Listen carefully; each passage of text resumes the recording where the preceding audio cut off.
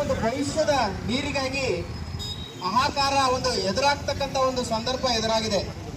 ರಾಜ್ಯದಲ್ಲಿ ಈ ಬಾರಿ ವಾಡಿಕೆಗಿಂತ ನಮ್ಮ ಭಾಗದಲ್ಲಿ ಸ್ವಲ್ಪ ಮಳೆ ಆದರೆ ಅವು ದಕ್ಷಿಣ ಕರ್ನಾಟಕ ಭಾಗದಲ್ಲಿ ಅತ್ಯಂತ ಕಡಿಮೆ ಒಂದು ವಾಡಿಕೆಯ ಒಂದು ಮಳೆಯಾಗಿರೋದ್ರಿಂದ ರಾಜ್ಯದಲ್ಲಿ ಅತ್ಯಂತ ಅದು ಅಷ್ಟೇ ಇಲ್ಲ, ಇಡೀ ನಮ್ಮ ರಾಜ್ಯಾದ್ಯಂತ ಈ ಬಾರಿ ಬರಗಾಲದ ಒಂದು ಮುನ್ಸೂಚನೆ ಎದುರಾಗಿದೆ.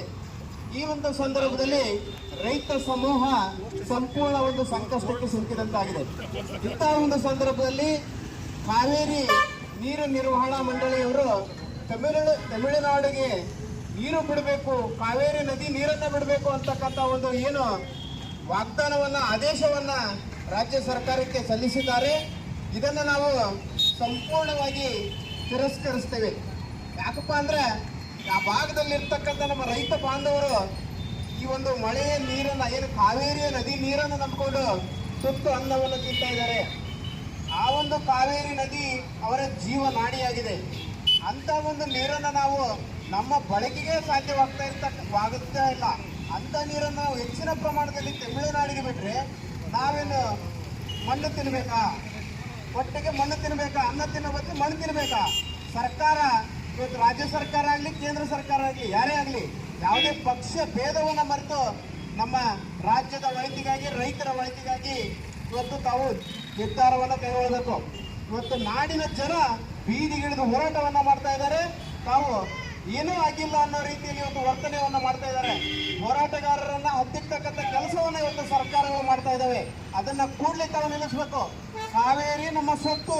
ಕಾವೇರಿಯ ಒಂದು ನೀರನ್ನು ನಾವು ಕೂಡ ಬೇರೆಯವರಿಗೆ ಕೊಡಲ್ಲ. ಇದು ಶತಸಿದ್ಧ ಅಂತ ಈ ಸಂದರ್ಭದಲ್ಲಿ ಹೇಳ್ತೇವೆ. ಇವತ್ತು ಕಾವೇರಿ ನೀರನ್ನು ನಾವು ಕುಡಿತಿಲ್ಲ, ಆದ್ರೆ ಅಲ್ಲಿರ್ತಕ್ಕಂಥ ಜನ ನಮ್ಮವರು, ನಮ್ಮ ರಾಜ್ಯದವರು, ನಮ್ಮ ಕನ್ನಡಿಗರು ಅಂತಕ್ಕಂಥ ಒಂದು ಅಭಿಮಾನ ನಮ್ಮಲ್ಲಿದೆ. ಒಂದು ರಾಷ್ಟ್ರಕವಿ ಕುವೆಂಪು ಅವರ ಒಂದು ಮಾತು ಈ ಸಂದರ್ಭದಲ್ಲಿ ನನ್ನ ನೆನಪಿಗೆ ಬರ್ತದೆ.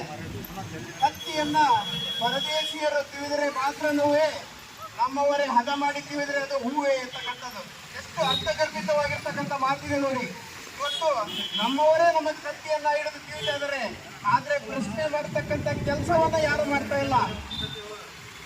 ಪ್ರಶ್ನೆ ಮಾಡ್ತಕ್ಕಂಥ ಕೆಲಸವನ್ನ ಯಾರು ಮಾಡ್ತಾ ಇಲ್ಲ. ಇವತ್ತು ರಾಜ್ಯ ಸರ್ಕಾರ ಆಗಿರ್ಲಿ ಕೇಂದ್ರ ಸರ್ಕಾರ ಆಗಲಿ ರೈತರ ಹಿತದೃಷ್ಟಿಯಿಂದ ತಾವು ದೃಢ ನಿರ್ಧಾರವನ್ನು ಕೈಗೊಳ್ಳಬೇಕು. ಯಾವ ಕಾರಣಕ್ಕೂ ಕೂಡ ನಾವು ನೀರನ್ನ ಹೆಚ್ಚಿನ ಪ್ರಮಾಣದಲ್ಲಿ ಬಿಡಲಿಕ್ಕೆ ನಾವು ಅವಕಾಶವನ್ನ ಕೊಡಲ್ಲ. ಆ ಏನು ವಾಟಾಳ್ ನಾಗರಾಜ್ ಅವರ ನೇತೃತ್ವದಲ್ಲಿ ನಡೀತಿರ್ತಕ್ಕಂಥ ಹೋರಾಟಕ್ಕೆ ನಮ್ಮ ಸಂಪೂರ್ಣ ಬೆಂಬಲವಿದೆ. ಮುಂದಿನ ಕೂಡ ನಾವು ಬೆಂಬಲವನ್ನು ಕೊಡ್ತೇವೆ ಅಂತಕ್ಕಂಥ ಮಾತನ್ನ ಈ ಸಂದರ್ಭದಲ್ಲಿ ಹೇಳಿ ಈ ಒಂದು ಹೋರಾಟಕ್ಕೆ ನಾವು ಮುನ್ನುಡಿಯನ್ನು ಬರೀತಾ ಇದ್ದೇವೆ. ಧನ್ಯವಾದಗಳು.